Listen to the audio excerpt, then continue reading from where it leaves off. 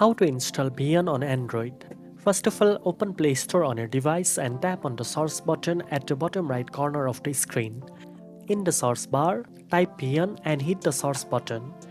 Once you see the app with the Beyond logo inside the white rectangle, tap on it to open its detail space.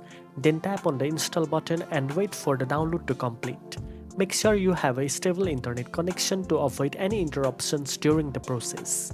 Next, after the installation is complete, open the app. You will find that the app's interface is clean and user-friendly, making it easy to start a new project.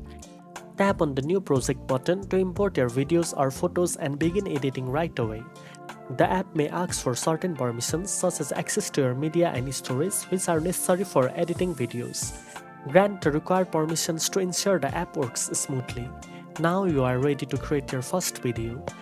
Beyond offers various transitions, effect, and text options to enhance your content, and you can experiment with different tools to achieve the style you want. Now you know how to install Beyond on Android. If you found this video helpful, don't forget to like, share, and subscribe for more editing tips. Thanks for watching, and I'll see you in the next one.